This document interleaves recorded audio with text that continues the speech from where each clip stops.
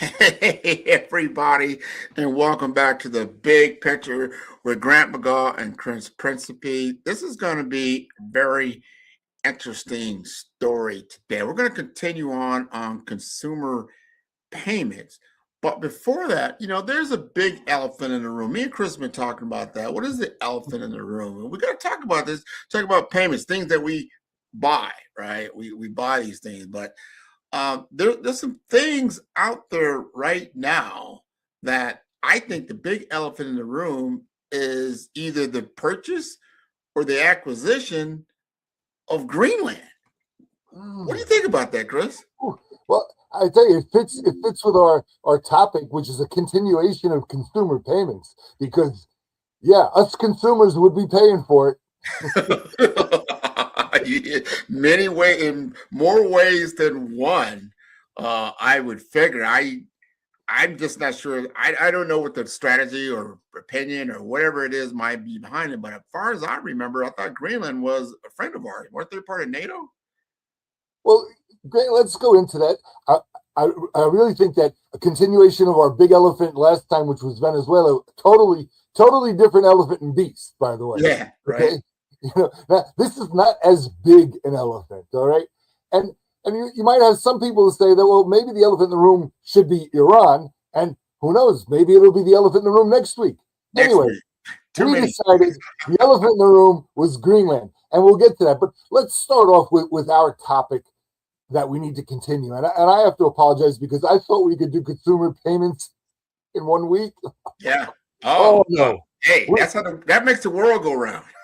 Yeah. We may even have to spill a little bit over to next week on these consumer payments. But let's talk a little bit about consumer payments, and then we'll dive into. I got a little something up my sleeve. Plus, we got the elephant, right? Right. So we talked about, and I'll just start off the same way I started off last time. Okay, what consumer payments are about today is what I call the 4 I's: instant, invisible, intelligent, and integrated, right? So we want to stay with that. What I want to start off talking with is a topic that people probably have heard the term and really don't know what it means, and really don't know what does that mean to me as a consumer.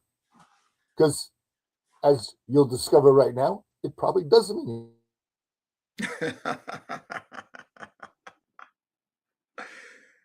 Well, we'll find out exactly what it means when Chris. And if you're like me and you're looking at that face, Chris was stuck there for a minute, and the facial expression just told the whole story of consumer payments. It was well timed, right? well timed. Yes. So we'll talk a little bit about open banking. So what does open banking really mean? And it does mean a lot for the consumer, except that it's not something that the consumer does or is involved in, or even it's really a behind the scenes kind of thing. And what open banking means in a simple definition is that the systems in the bank are open to outside financial suppliers or financial software suppliers, right? In the form of open APIs. I don't mean that anybody can just go into the system of the bank. God knows we don't want that. Neither does the bank, right? But what I mean is that now there can be some truer meeting of information between the financial software provider and the bank systems. All secure. Okay, I don't want to make anybody feel uncomfortable here. All secure. So give you a quick example, right? Just in payments, okay? So when you have PayPal, for instance, right? Mm-hmm. Now PayPal is able to work with your bank, and you can pay from your bank account through PayPal, right? This is a very typical approach of open banking, where the bank has opened up the ability for PayPal to grab information and complete the payment from your account, right? Very simple and straightforward. But so what does it really mean? Well, what it will mean, or what it does mean, is really faster, easier, cheaper. Yeah. Yeah, 3 of the words I really like, right? Love it. So it'll mean that information moves faster, It'll mean that there's less friction and things will be cheaper and things will be easier, which means that you as the consumer really won't see what's going on, right? It'll just happen. And again, like you and I like to talk about it once in a while, sausage is good. I don't want to see how it made. Don't tell me all the the gory details, Yeah. underneath, but I hear what you're saying. Yes. And then one of the things that we'll see, and it's already happening, is what we call A2A. A2A is account to account payments, right? So this is where from your account, from my account to your account, I can make a quick payment. Zelle is a great example of that. Okay, I like Zelle. Right, and we're going to see more and more systems like that. And again, what's nice about it, I can pay you 24/7. I can pay you for no cost. I can pay you securely, and I can pay you from inside my bank to inside your bank. So it's very interesting too, because I have a lot of people that I've talked to, companies really, small businesses, that I say, you should be using Zelle. Yeah. To accept payments and make payments. And they say, oh, no.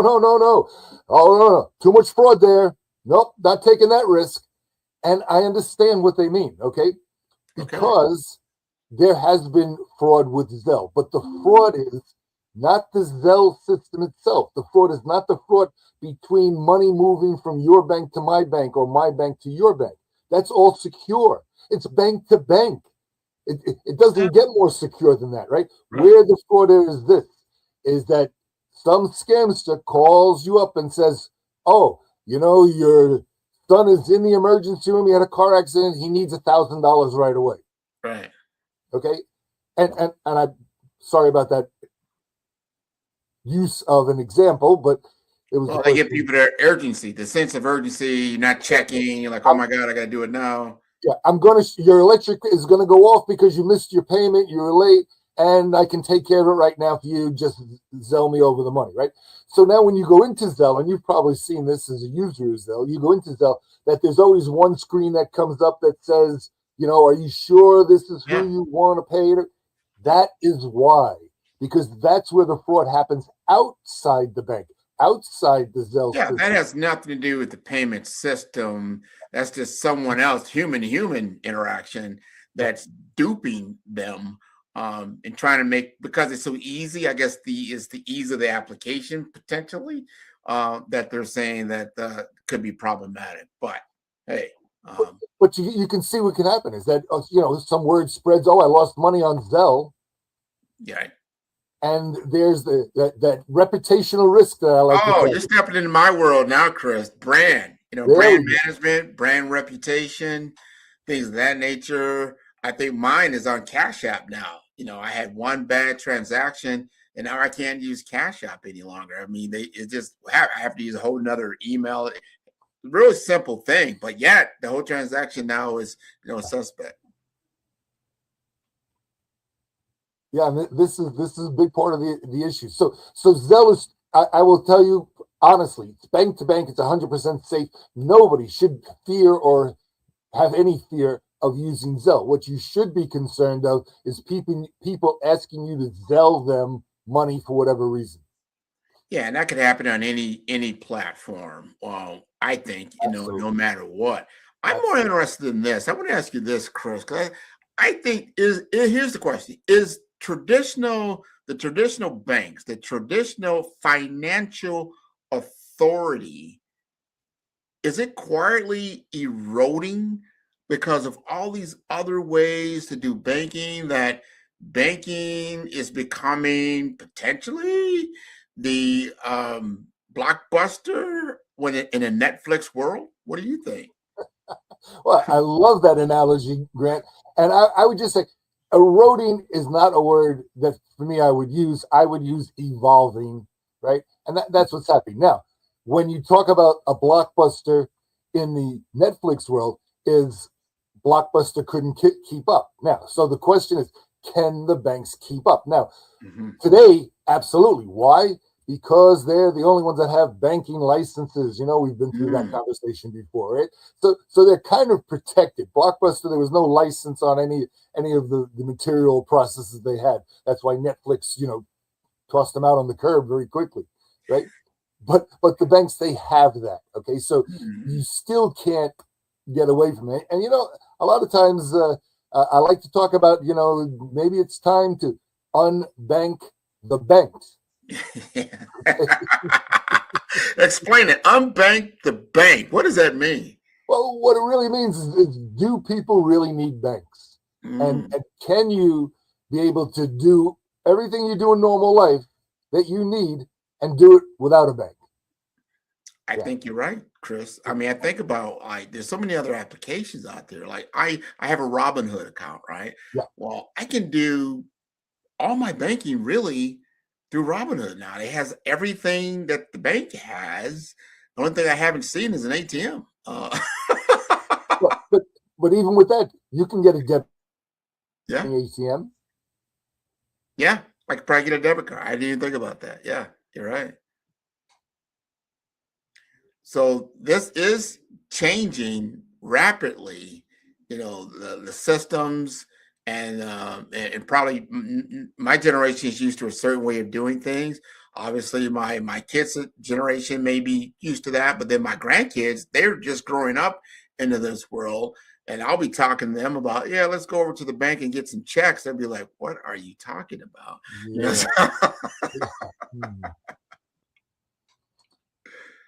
Yeah. I mean, certainly, in my view, there's no place for checks in today's system to pay. It's expensive. It's costly. It's very time consuming. So this is some of the issues with checks, and which is why they're going away, and yet why the younger generation has no idea what it was or what it is. It's a was already, right? And by the way, it does solve a marital issue over the years, which is when one partner doesn't know how to balance their checking account. Oh my God, balance the checkbook. I remember those days. You got to balance because you don't know what checks are out or when checks actually transact, they actually pull money from the account because it was a time delay. The time delay of value of money was a big thing. I do like the instantaneous of it all. You know that the money is in the bank. I went to the automotive place, I think, yesterday, and I just did a small replacement of a light, and I paid through Zelle. It was $50, and he knew exactly. I mean, it was better than cash because the cash is already in his bank account, and you have to run around with physical money, which is a whole nother thing. Physical money, I think, now is becoming a barrier. Like, oh my God, cash! I got to run around with cash. Who has cash? Yeah, no, Grant, and you're exactly right. And one of the things that I think people don't realize that a checking account really hurts you in a lot of ways is this. Okay, let's say I've got 3 checks out, each for $100, and now I'm waiting as much as a week for them to come and hit my bank, right? Now, in the past, not such a big issue. I would keep an extra $300 in the account. My checkbook would be balanced. All right, I would make sure that money is there. But today is a lot different because today, how many subscription services do we have? How many payments do we have? Like, for instance, my electric bill. Okay, yeah, auto pay, no problem. So subscription services and auto pay are 2 big things we didn't have before. So what happens? I've got my $300 set aside, waiting for those checks to hit. And then I forgot about it. My Netflix subscription automatically renews for the month. $16.95 comes out, and now I'm bouncing 1 check. Yeah. And I don't even know it until I go in. Either I don't know until I get the notice that the check bounced, or I don't notice unless I go into my account every day and I see that. And then what do I got to do? I got to quickly try to throw some money. So it's a lot different than it was before.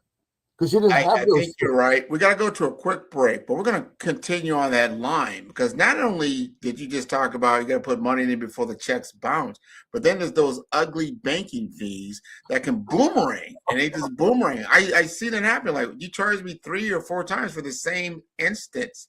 You got to go in there and fight with the bank. So we're going to talk about a little bit more about unbanked, Grant. Gotta get unbanked. You're exactly right.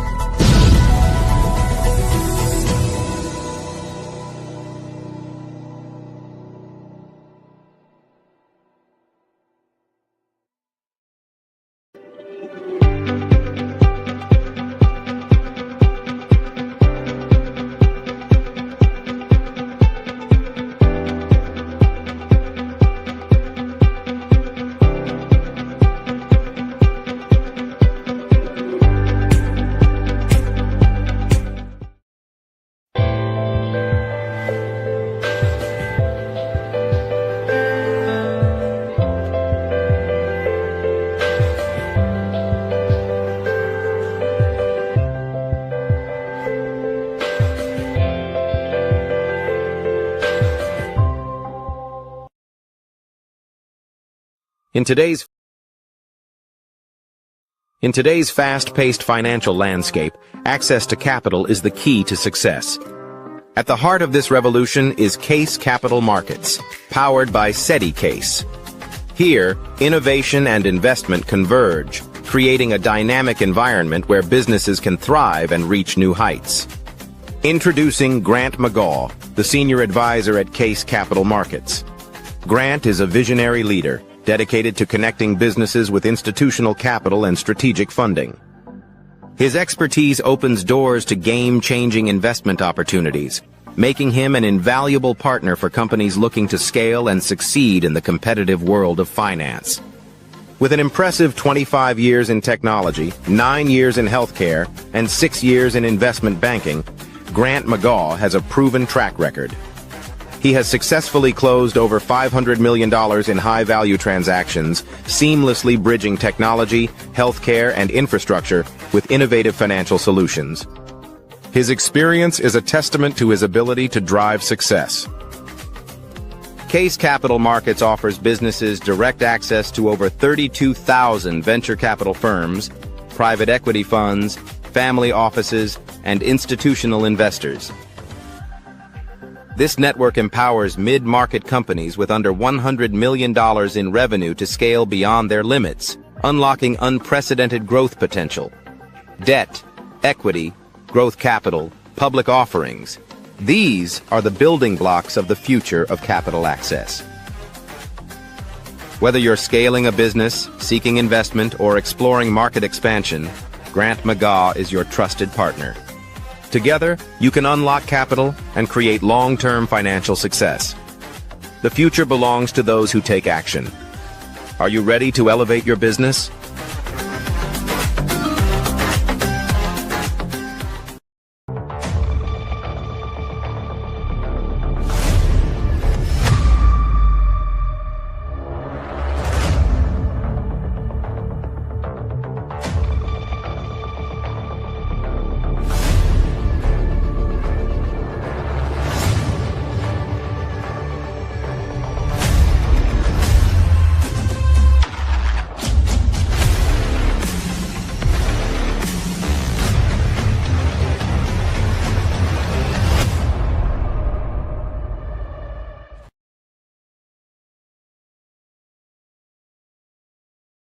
Hey, we are back. And hey, Chris, you know this?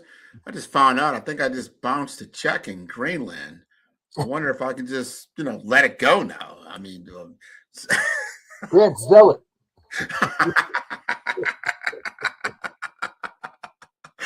Too funny, too funny, too funny. Talk to us more, Chris, man. You got a lot on your mind today. This is great.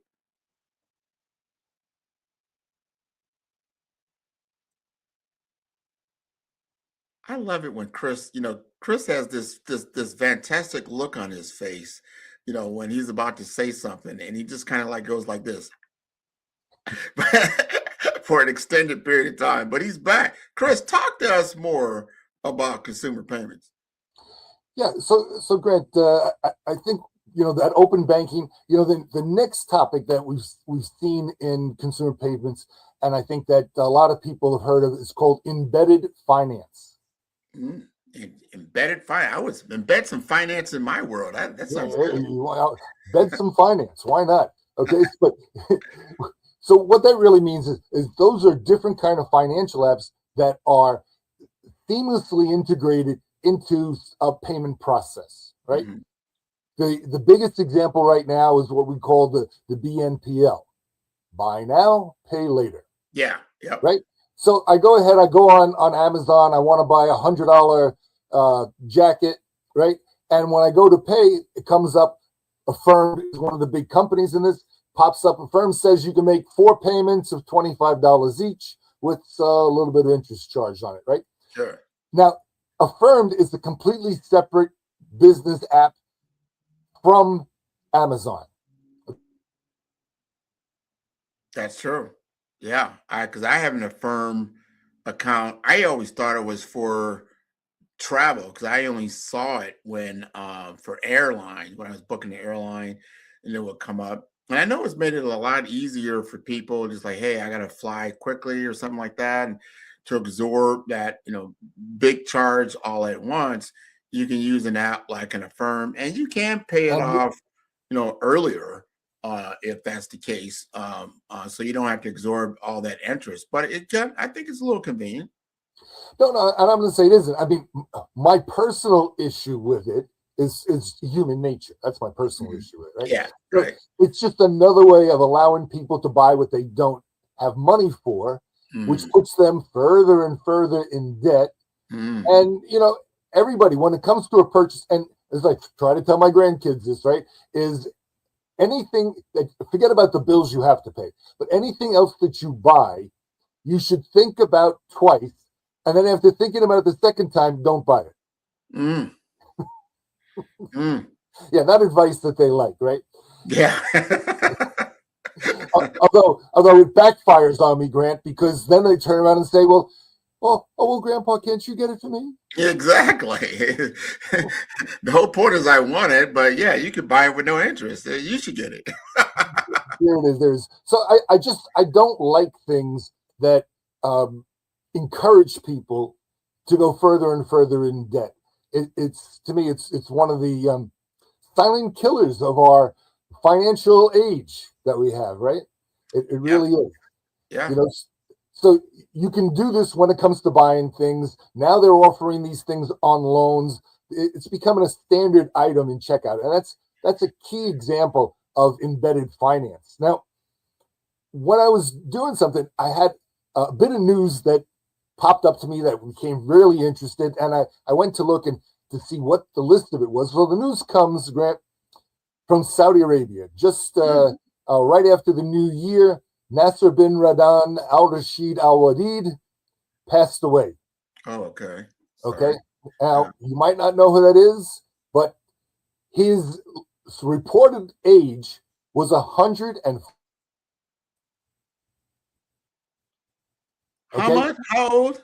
142. Wow, 142. Yeah. Wow. Okay. Okay. So I'm looking at that. And by the way, 7,000 people went to his funeral, right? All family. Anyway, when, but and you're talking about a country, Saudi Arabia, where roughly the average age is 78 years. So he, in effect, like Hold it. doubled Yeah. that, right? So it made me really curious, right? And then I read that at age 110, he got married for the last time and had a daughter. That's okay. All right. 104 children and grandchildren. Okay, not so bad, right? They would bleed me dry anyway. But so I went and looked into it a little further, and difference in the oldest.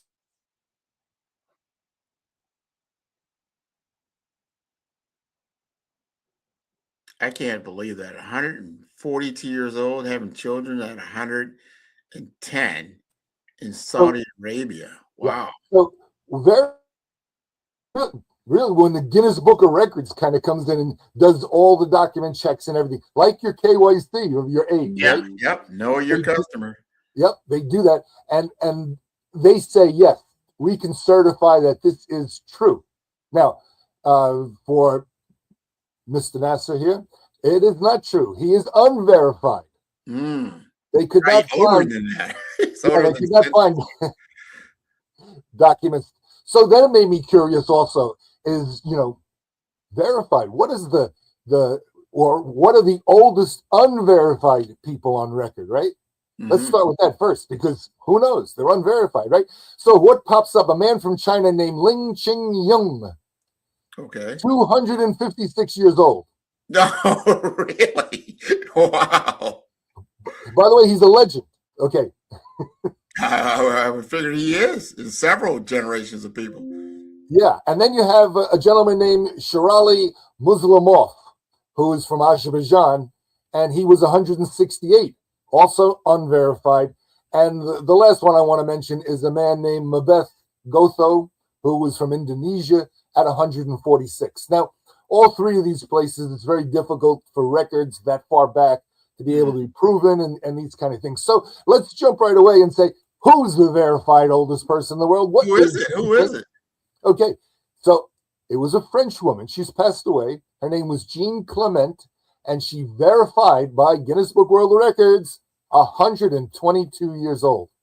That's okay. Right. So right away, the next thing in my mind is, who is currently the oldest living person alive today? Verified. Okay.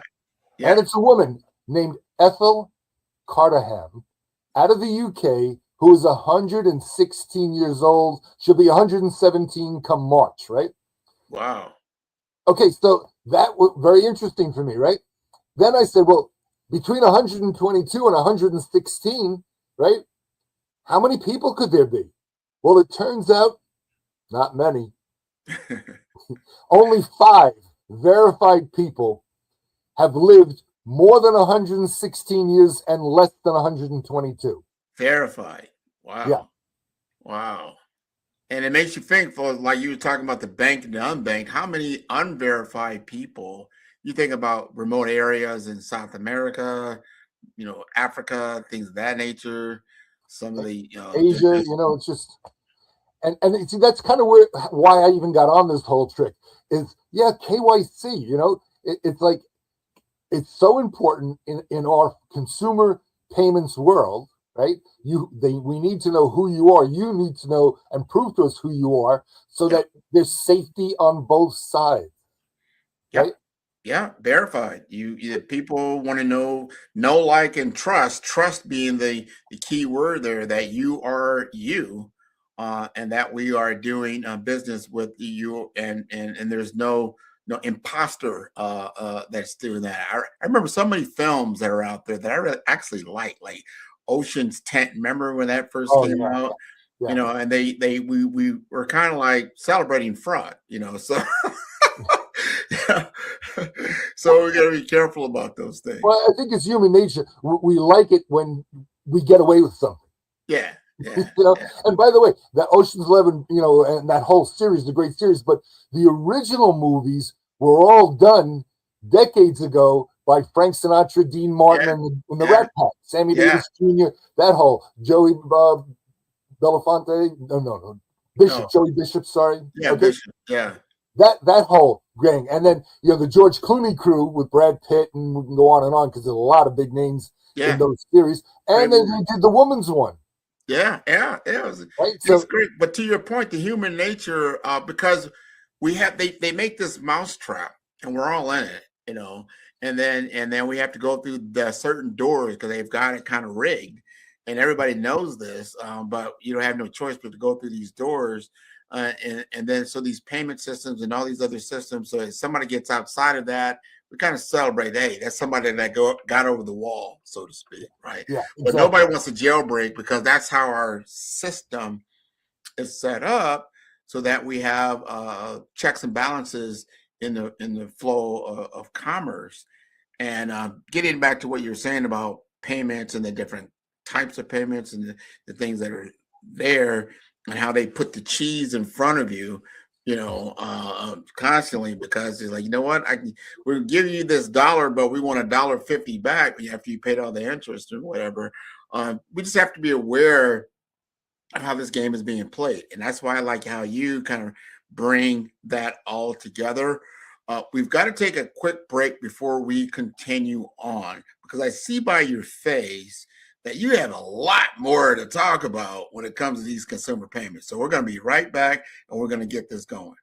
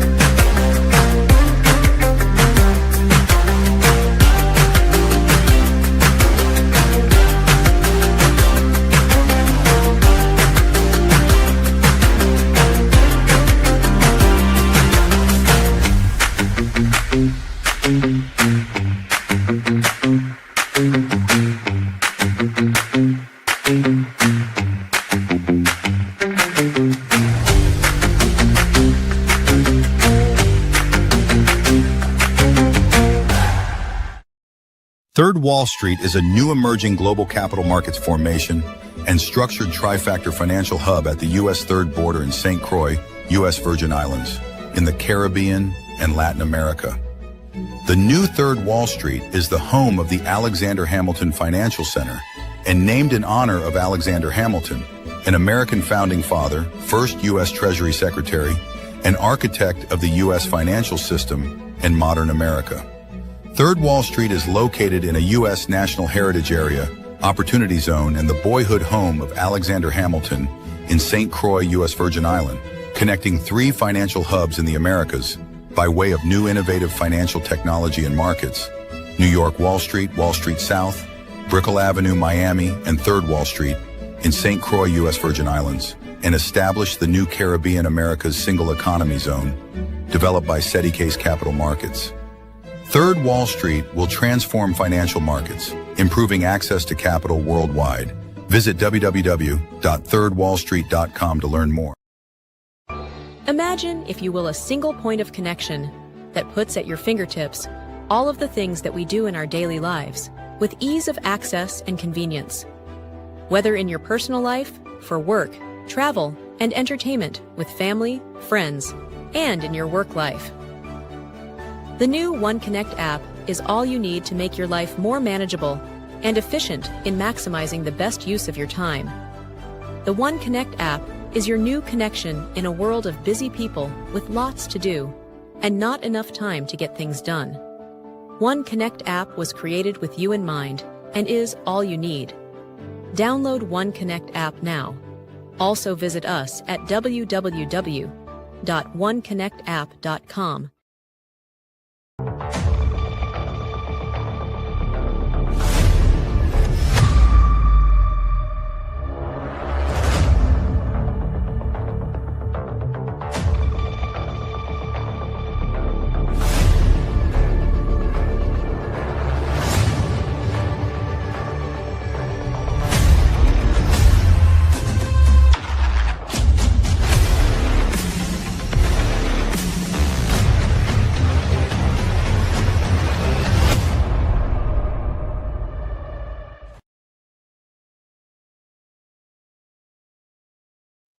Hey, we are back. We are back. I think I figured out. I think I got it. I think I figured it out, Chris. Why does Donald Trump want to buy Greenland? It's green. It's green. It must have a financial component that is green and that he sees, and he wants to get that for the American people, and we're all going to be enriched by this green treasury that's sitting there in Greenland, right? Well, Grant, I've got, my take. Okay? I'm not interested in who the politicians are and what they are, because, politics are a business. It's a business of power and money, and it's not a business of helping us, the people. Okay, period. Right. But I'm always interested in these kind of things, and I'm interested as to the numbers behind it, as well as some of the strategic aspects of it, right? So when we start talking about Greenland, let's first give an idea of what Greenland really is. It is the largest island in the world, on the globe, right? Australia is a continent, not an island, right? It's not only the largest, it's 3 times the size of Texas. It's 50% larger than Alaska.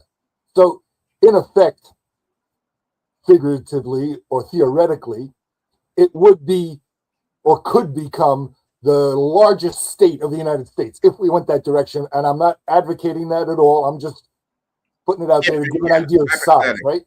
Yeah. Now, it's covered 80% by a massive ice cap, right? The population is 56,000 people, mostly native Inuit. Okay? So now let's start getting some idea. It is the lowest density place on the world, not including the polar caps, of course, right? Right. Okay. So you have what roughly is one of the largest countries in the world, except it's not quite a country. Okay. So let's talk about the history a little bit. Yeah. Okay. So the the Danes today, the country of Denmark, the Danish people, the ones that used to own St. Croix, by the way. Yeah, that's right. Very good. They own, because they have a big seafaring history, right? And that comes right to the point here, right? So one of the things that the Danes have always banked on is the fact that the Vikings first settled Greenland back in the 10th century. Mm. So that's like the origination of their claim, right? But the Vikings, they settled there, and for almost 5 centuries, they had active colonies there, but they were later abandoned. And it wasn't until the 1700s that a missionary who went to Greenland from Denmark claimed the land once again under the United Kingdom of Denmark-Norway. At the time, it was the United Kingdom, right? Now, later on, when Napoleon came at the end of the Napoleonic Wars, right, Norway was given to Sweden, and those territories, Greenland, and it also included Iceland and the Faroe Islands, which are another small group of islands in between Europe and Greenland, right, were all given to Denmark. So now that's where the Danish claim once again comes back, right? And they've pretty much had it as basically a colony. And we all know how that's worked out in many other places of the world, right? Sure. Now, interestingly enough, there was no Denmark in theory, well, not in practicality. In theory, there was. Starting in 1939. Why? Because of World War II. Why? Because the Nazis overran Denmark, and it became part of Nazi territory, right? Part of Germany, let's say, right? So from 1940 to 1946, it was under U.S. control, right? Not only that, but the Nazis actually, during World War II, set up 2 settlements on Greenland. Okay, that's news. This is history. Yeah, I mean, interesting stuff, right? Of course, they were gone, whatever. And then after World War II, when the Denmark, which is a kingdom to this day, it's not a democracy, okay? It's a kingdom, was returned to the royal Danish family after World War II, basically by the U.S., right? They continued to govern it as a colony, right? Greenland gained what they call home rule in 1979 and self-government in 2009, which meant they 2009. It was They just got self-governed in 2009. I must have slept on that. I don't remember that. It wasn't big news. I mean, for a little less than 50.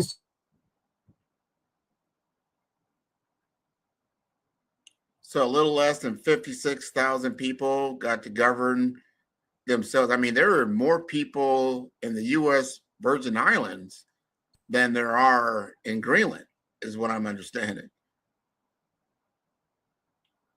Is that right, Chris? I think because in United States Virgin Islands is about 80 to 100,000 people, give or take, time of year. But you said there's only 56,000 there in Greenland. 56,000.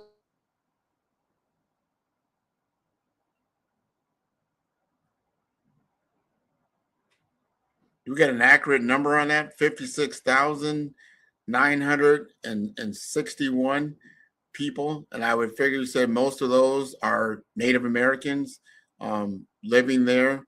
And there's probably a small contingent potentially of people of Danish rule that are still in Greenland. Never knew that. I never knew that. Yeah. So what does self-government mean in this case? So since 2009, they're able to self-govern domestic issues. Okay? That's it. Denmark still controls all foreign issues, all security issues, and, interesting, of course, to me and to us, all financial and monetary issues and policies. Okay. Okay? So basically, what does self-rule mean? It means we can name the streets. It's interesting how you said that, because that means that the United States, in this case, it sounds like they need to be doing business with the people of the Danish people in order to acquire and I don't know how they're going to go about acquiring Greenland or what their intentions are. Now, well, I don't want to get off subject here, but it sounds like if they are part of NATO and they're part of our, and they are an ally, why don't we just work with them? Why do we need to own it? I don't understand that. Well, it's a question of a couple of things right now, and I think our current government is, I don't think I'd be wrong in saying a bit aggressive. So, it's political talk to some extent. To some extent, there's, of course, reality under it. Now, one of the things that, when we've talked about it before too, are rare earth elements, right? Yeah. Critical to the battery industry, because lithium is one of them. Critical to anything high tech. And China has done a good job of monopolizing a lot of this. There are huge deposits potentially in Greenland, okay? So now let's talk a little about strategic value, right? Because here's where it's interesting. There's not only that, there's not only things like uranium and iron ore and precious gems, right? But of course, there's also potentially 15% of the world's crude still underneath Greenland, right? Greenland? Wow. 30% of the liquid gas reserves potentially under Greenland. Again, it becomes strategically, and of course, from a commodity standpoint, they're tremendous fishing grounds in and around Greenland, right? More importantly, though, is the commercial and military aspects of it, right? So what's starting to open up more and more now are what we call the Arctic shipping routes, right? So for shipments, this is becoming very important. It's had always been known as the Northwest Passage, right? You remember when they had, back in the sailing ship days, they were always looking. There's been TV shows on TV about finding that Northwest Passage, right? I've heard about that one, yeah. Greenland is the door, right? So that's one of the big things. There's the transpolar route, right? So right now, basically, to be able to move goods here, the only thing that really moves easily in the Arctic oceans are submarines, because they're under the ice, right? Now, opening that up certainly makes a big difference. But now I want to divert just a little bit, Grant, because to open it up takes a few things. But one of the main things it takes is icebreakers. You're trying to be funny. It's an icebreaker. It's an icebreaker. Hold up. We got one more break, Chris, and then we're going to do these icebreakers, because I think that is, first of all, that's got my full attention. And of course, you're part on that one, huh? Oh, I can't wait to hear about these icebreakers. We'll be right back. Follow the Brand TV broadcast host, Grant McGaw, as he visits with top executives and entrepreneurs to find out their secrets of success with their personal brand. Follow the Brand TV broadcast host as he focuses on brand development to build better relationships, bring value to your business, relationships, and career. You will enjoy listening to each episode that is tailored to speak to you directly. If you're looking for this type of clarity in terms of building your brand, you have tuned into the right station. Each episode will help you to shape a conversation in the 5-star BDM network of 20,000 professionals and become a springboard for your corporate engagement and business opportunities. Each guest will frame their story in the areas of personal branding, business development, career development, financial empowerment, and technology innovation. Grant McGaw explains why he is the CEO and owner of his own professional career. Grant is an accomplished business leader and entrepreneur who wants to give back to individuals to grow their personal brand strategy. Tune in as he weaves his story about new possibilities, while to you exceed expectations. If you love storytelling, this show will make for fun.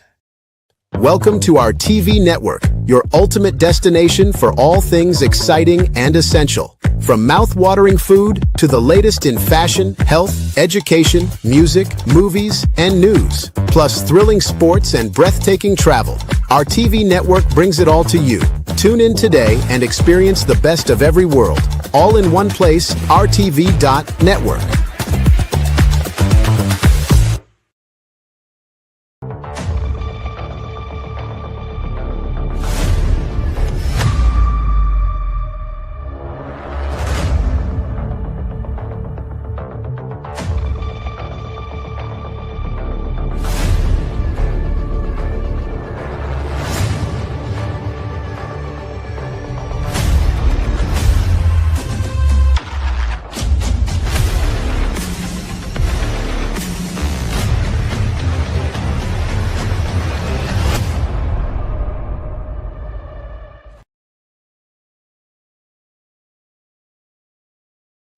And we are back. And I know Chris knows I'm in Nebraska right now, where ice breaking is something that might be very popular right now. What do you got for some icebreakers there, Chris? Chris always starts out with a smile. This guy, I can't wait. I can't wait for him to really see this show and appreciate his smile, his demeanor, because this guy is full of icebreakers today.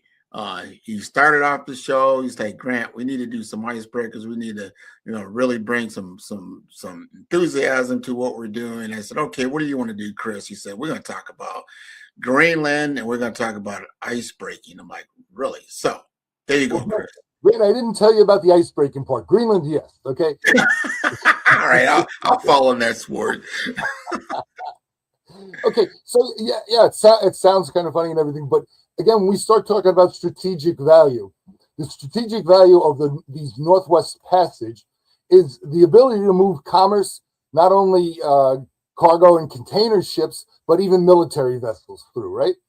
And the only way you can do that is if they stay open. The only way they can stay open is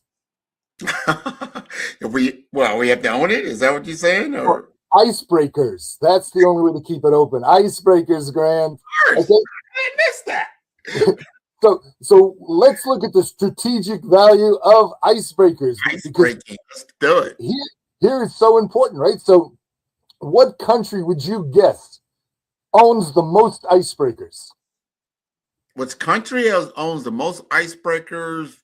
Russia. Absolutely. Right? I made it. There you go. Do you know number two? I don't. Number two is China. Wrong. Grant, Russia, world's largest country in physical space with the biggest ice border, right? Mm. What country would be number two with the biggest ice border? Canada, I would think. Absolutely. Absolutely. Now we're talking. Okay. Now we're talking. Get my geography hat on. There we go. So Russia has over 40 icebreakers, right? And included in that total are the only nuclear-powered icebreakers in the world, and they have 8 of them. Wow. Nuclear powered. Woo. Yeah. Okay, Canada has a fleet of about 22 icebreakers. Mm. Number 3 on the list is a country you might or might not think about, which has 11, which is Finland. Finland. Okay, makes sense. Yeah, that makes sense, right? But what's more important about Finland, Finland is the world's leading nation for building icebreakers for other countries.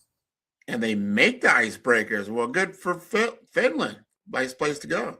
Right? In fact, they make a lot of the Russian ones, not the nuclear ones, because nuclear propulsion is a military strategic technology, right? Mm-hmm. But they make the other ones, okay? And it's because the Finnish docks there, the shipbuilding docks, are made for these things. They have made the process to where it's simpler. They can turn out a huge icebreaker in less than 2 years, right? Yeah. And they have some great technology for it. The latest in ice-breaking technology, and it's been for a while, it's new to us because we're just learning about ice-breaking, right, is what they call ice folding. Ice folding? Yes. Okay, this is interesting. Okay, so this is where the ship doesn't actually cut through the ice. This is where the ship actually rises above the ice and then folds it under by the weight and structure of the front of the vessel. Interesting. Yeah. See that in action. I'd like to see that. I think y'all want to. No, it's too cold. Anyway, so number 4 on the list is the U.S., which has 3 icebreakers. That's it. Just 3. Yeah. All of Alaska, you know. Interesting, okay, is that there's the Polar Security Cutter Program, which was instituted earlier this year. Not this year, last year, I'm sorry. And we've ordered 3 new icebreakers and then a second order of 4 new ones. So we're going to increase our ice-breaking fleet of the United States to 10. By the way, they're all going to be ordered. All the buildings going to start. They're all ordered. Buying it from Finland, right? They're all buying them from Finland. Absolutely. Okay. And in fact, it's really interesting because they'll fall under the Coast Guard, right? And there's a government mandate that the Coast Guard has to buy domestic, right? Yeah. Except in the case where there's a military security issue and it cannot be successfully produced in the United States. Icebrakers fit that. Finland got the order for all 7. Now, interestingly enough, is that we won't get the first icebreaker from Finland for 2 years, when pretty much this administration will be, for effectiveness, kind of over. So it's really kind of thinking ahead to some extent, I guess, right? But isn't Finland over there by Denmark, and Finland, I don't know, I guess they're... Well, geography-wise, okay, Finland, the biggest land border of Finland is Russia on its east side. Okay. On the west side, the border is the North Sea. At the bottom, you have connection to Denmark and into... the western border is Norway, not the North Sea, it's Norway, right? So the biggest Scandinavian border is Norway, and then you have Sweden and Denmark that make up that other. I just think it would make sense if we were friends with everybody. I mean, if we they... are. Well, I don't know anymore. I mean, that don't sound too friendly. The words I'm getting out of Greenland, it don't sound like it's all that friendly. Well, here's what I think also, okay, is it reminds me in some ways, and it may not be similar, it just reminds me in some ways of Puerto Rico. Puerto Rico is the Commonwealth of the U.S., right? It has all the benefits. You're born in Puerto Rico, like my wife. My wife is Puerto Rican. She's a U.S. citizen. She's born U.S. citizen because of Puerto Rico. But anytime we talk about making Puerto Rico the 51st state, right? Yeah.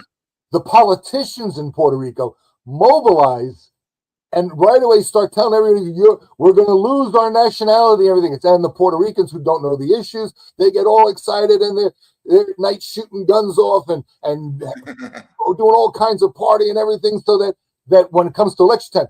Now, to me, it doesn't make sense, okay? Again, my wife is Puerto Rican, and I remember my mother-in-law, right? Yeah. She lived in Connecticut. When she moved down to Puerto Rico, her Social Security got cut because Puerto Rico is not a state and is not entitled to as much, right? So nobody says. I did not know that. So if you move to another, territory or something, your Social Security gets cut. Why would that make any difference if you earn the money in the States? I don't know why that would make a difference. Well, see, I think that if it was publicized in Puerto Rico, these things, that every Puerto Rican on Social Security would vote to be a state. You would think. Right. So, but what's the problem with the politicians is, again, politics is a business of power and money.